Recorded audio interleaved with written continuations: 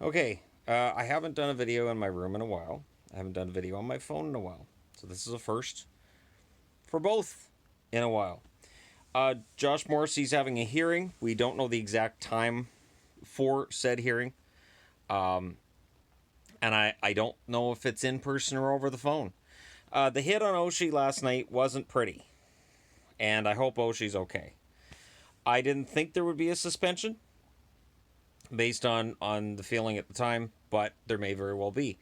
The one factor that I forgot last night, and I want to clarify that now, he does have a history. So, based on the fact that he has a suspension history, Morrissey, that puts him on radar right away.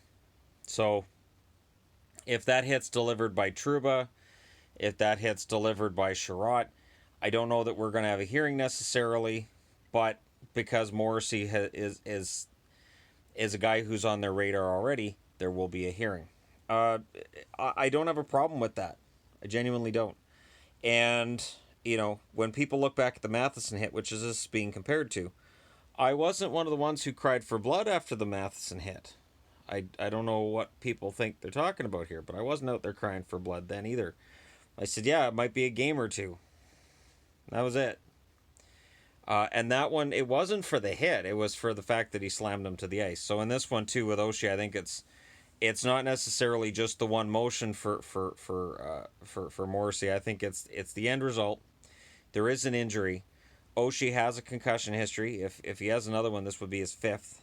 And Morrissey's been suspended recently. Was suspended in April against the Wild. So again, it's one of those things that I've noticed in recent the last few months. I've noticed that the Washington Capitals win the Stanley Cup, but there are a lot of people who think that Tom Wilson gets wronged by Department of Player Safety, and it's the first response to absolutely anything that happens. Well, if that was Wilson, insert the rest of it here. When I'm reporting on the channel, I try to look at every incident in a vacuum. Just I don't look at it compared to other incidents, and I just say, based on their tradition and on where hockey normally is, this is or isn't normally a suspension.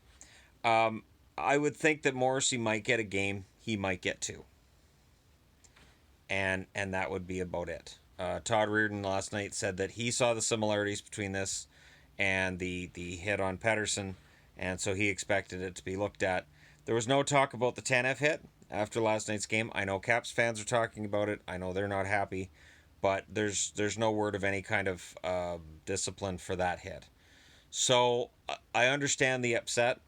The one thing that I try to explain to people with this channel and just with how I do this, emotion doesn't come into it at all. I do my best to, and that's different from where it was a couple years ago. A couple years ago, I would get mad during a game and I'd make a video while I was angry. I don't do that anymore.